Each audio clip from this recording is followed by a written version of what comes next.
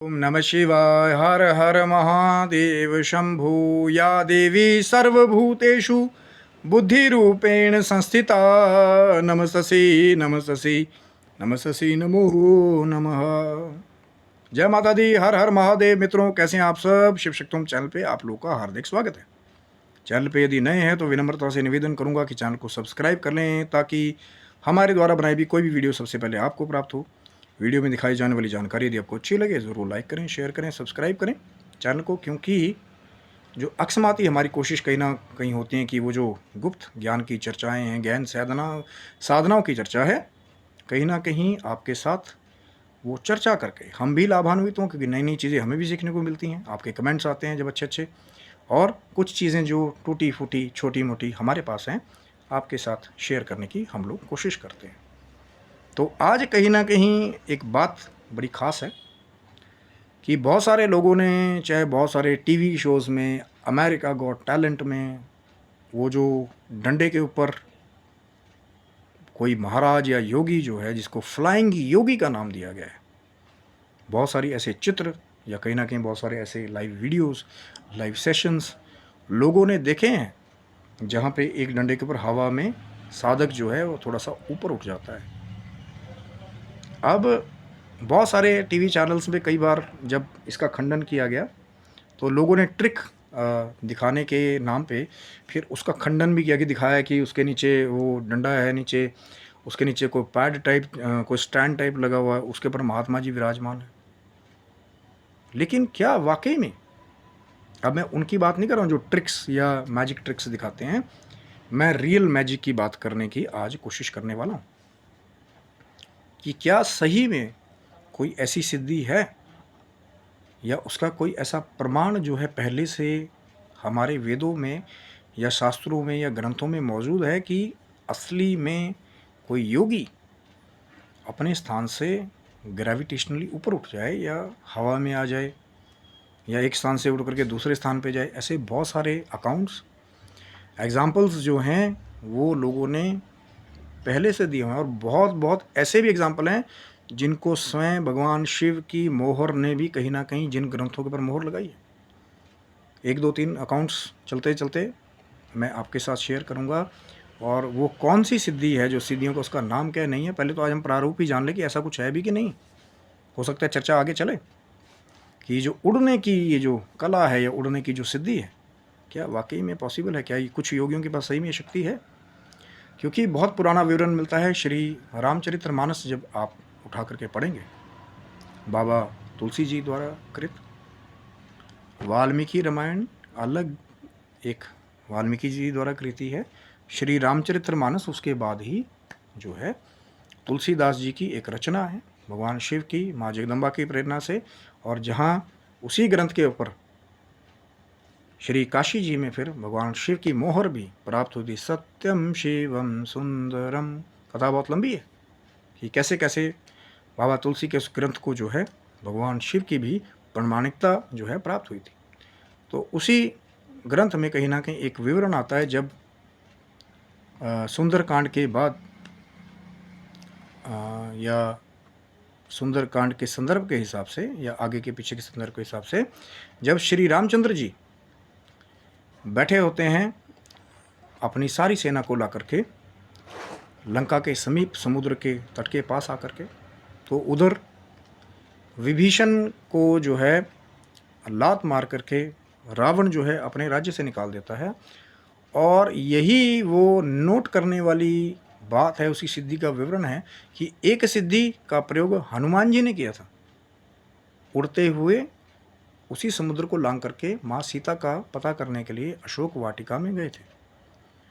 और जहाँ मैं वो जो दूसरी बात कह रहा हूँ कि वहाँ पे फिर एक और विवरण भी मिला, जब ये कहा गया कि विभीषण अपने पार्षदों के साथ उड़ते हुए जो है भगवान श्री रामचंद्र जी के जहाँ पे वो रुके हुए थे वहाँ पे उड़ते हुए आया। वहाँ पे की चौपाई भी बड़ी फेमस है कि जब सुग्रीव पार्टी ने देखा, जो सेना थी वानर सेना कि जो मुख्य कहीं ना कि प्रधान जो वानर सेना के अध्यक्ष थे, उन्होंने देखा जैसे जामवंत जी, सुग्रीव जी, कि आप कई लोग तो जानते थे विभीषण को कि आकाश मार्ग से उड़ते हुए लोग आ रहे हैं, या रावण का छोटा भाई आ रहा है, तो वहाँ पे एक चौपाई का प्रयोग किया गया। जानी न जाई निशाचर माया, काम रूप के ही कारण आया।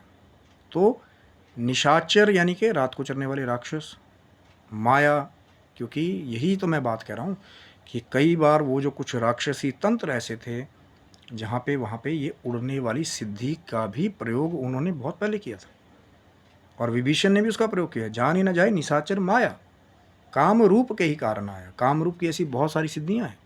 काम रूप कामाख्या जो कहा गया है, माँ कामाख्या देवी को, ऐसी ऐसी सिद्धियाँ हैं, ऐसे ऐसे साधक हैं कि उन्हीं में से एक ये जो अदृश्य होकर के उड़ करके एक स्थान से दूसरे स्थान पे जाना, ये विभीषण जी ने भी, ये प्रमाणित है वो श्री रामचरितमानस में कि उड़ करके विभीषण जो है फिर राम जी के कैंप के पास में आए थे। और ऐसे और बहुत सारे एक्सपीरियंसेस हुए हैं। जब अगर आप वो सिद्धों की एक परंपरा में जाएंगे, चाहे जिस क्रिया योग की परंपरा से परमहंसा योगानंदा जो है वो जुड़े हुए थे, जहाँ महाअवतार बाबा जी के बारे में जो आज भी कहते हैं हिमालय में वो जो दिव्य संत है कि 2500 साल से ज़्यादा उनकी उम्र है, आज भी जीवित है। अब किसी के अकाउंट्स रियल हैं, किसके नहीं हैं, मैं उसके ऊपर ज़्यादा नहीं जाऊँगा कि कौन कौन से मिल के आया नहीं आया, फिर अपनी किताब में लिख दिया नहीं लिखा। लेकिन जो जानकारी प्राप्त हुई कि ऐसे भी महायोगी जो है हिमालयज़ में हैं। और ये कहा जाता है कि वो जो महाअवतार बाबा जी कहीं ना कहीं जब अपने शिष्यों को या दिव्य वो जो उन्नत योगी हैं उनको हिमालय में दर्शन देते हैं, तो उड़ करके कभी भी एक रोशनी के गोले जैसे आए, उसके बाद फिर उड़ करके अदृश्य हो गए। कौन सी है वो सिद्धि फिर जो उड़ करके एक स्थान से दूसरे स्थान पे जाना? देवी देवता किस सिद्धि का प्रयोग करते हैं कि एक स्थान पे प्रकट हो गए फिर अदृश्य हो गए? उसी परमानंद योगानंदा की वो जो कुल परंपरा है, कहीं ना कहीं जो उनके गुरु भी हुए लहाड़ी महाशय या युक्तेश्वर जी के बारे में कई बार लहाड़ी महाशय जी के बारे में ये चीज़ कहा गया कि वो भी अपने स्थान से दूसरे स्थान पे प्रकट हो जाया करते थे। क्या वो भी उस उड़ने वाली सिद्धि का प्रयोग करते थे? एक स्थान से अदृश्य होकर के उड़ करके फिर वायु तत्व का प्रयोग करके फिर दूसरी जगह पहुँच जाते थे। क्योंकि ऐसे बहुत सारी चीज़ें हैं। जब ये कहा गया कि जब योगी साधक जो है वो वायु तत्व जो है, जो अलग अलग तत्व है, उन मैटर के ऊपर कहीं ना कहीं विजय प्राप्त कर लेता है। अब उसके कुछ साधना मार्ग भी हैं, कुछ कुंडलिनी जागरण से जुड़ी शक्तियाँ भी हैं कहीं ना कहीं, क्योंकि जैसे जैसे साधक कुंडलिनी जागरण में आगे आगे पारंगत होता रहता है उस महाशक्ति में, तो वो जो पंच तत्वों की शक्ति भी है कहीं ना कहीं, तो धीरे धीरे उसको प्राप्त होनी शुरू हो जाती है। वो मैटर के ऊपर भी कई बार साधनाएँ करता है। तो वो जो स्थूल शरीर की कुछ शक्तियाँ हैं, जो 5 तत्व हैं, जल, पृथ्वी, अग्नि, वायु और आकाश, वो जो पंच तत्व है, कई बार कुछ ऐसे भी सिद्ध हुए हैं कि एक तो जो वायु तत्व पे विजय प्राप्त करके फिर कहीं भी आना जाना वायु वेग से, जैसे हनुमान जी ने भी करके दिखाया था, विभीषण ने करके दिखाया था, और जैसा मैंने बताया था लाड़ी महाशय करते थे, जो आगे अगर आप पढ़ेंगे जो कहीं ना कहीं सिद्धों की परंपरा है। और उसी के जैसी फिर और भी कई सारी सिद्धियाँ हैं कि जैसे जल तत्व की सिद्धि है कि जल के ऊपर चल के जाना, जल के ऊपर लेट जाना पर डूबना नहीं, अग्नि को कहीं भी अपने हाथ से प्रकट कर लेना। वो कहीं ना कहीं आगे चर्चाएं होंगी कि उनका एग्जाम्पल किस किस ने प्रकट करके दिखाया। इसीलिए मैंने आपको श्री रामचरितमानस का भी एक संदर्भ दिया, क्योंकि भगवान शिव के द्वारा प्रमाणित है और कहीं ना कहीं उसको सब पढ़ सकते हैं कहीं ना कहीं जाकर कि हाँ विभीषण उड़ करके गया था, लिखा हुआ है वहाँ पे। अब जो उसको भी गलत ठहरा दें भैया, उनको तो मैं दूर से प्रणाम करूँगा, क्योंकि स्वयं भगवान शिव द्वारा वो प्रमाणित है जो असली श्री रामचरितमानस। ये भी एक चर्चा का विषय है कि वो कहाँ है आज, वो किसकी देख रेख में है। गीता प्रेस गोरखपुर कहाँ से सारी कृतियों को छापता है, ये एक अलग चर्चा का विषय है। तो क्या नाम है उस उड़ने वाली सिद्धि का, और वेदों में पुराना क्या उसकी सिद्धियों के हिसाब से कुछ बताया गया है, तो चैनल को आप सब्सक्राइब रखिएगा। हो सकता है आगे हम इसके ऊपर जो है चर्चा करें। ये जो उड़ने वाली सिद्धि है, या अपने स्थान से ऊपर उठ जाना है, ग्रेविटेशनल की फोर्स को हरा देना है, क्या ये वाकई में अगर संभव है तो क्या नाम है इस सिद्धि का?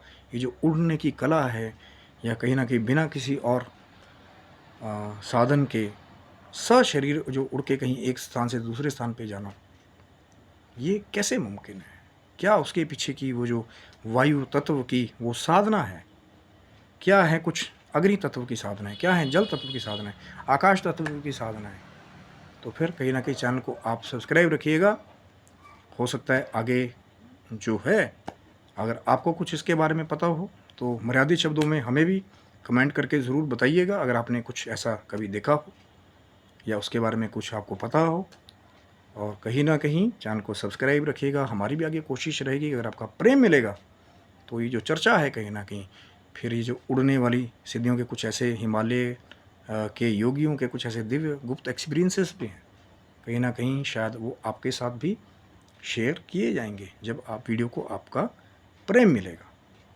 तो आप स्वस्थ रहें मित्रों, मस्त रहें। कहीं ना कहीं भगवान शिव की, माँ जगदम्बा की कृपा आपके समस्त परिवार के ऊपर बनी रहे, और कहीं ना कहीं आपकी जो अच्छी मनोकामनाएं हैं भगवान शिव, माँ जगदम्बा उन्हें पूरी करे, और आप अपने जीवन की भौतिक और आध्यात्मिक उन्नति के मार्ग पे हमेशा अग्रसर होते रहें। तब तक के लिए आप ही सभी बंधुओं को हर हर महादेव शंभू। जय माता दी मित्रों आप सबको।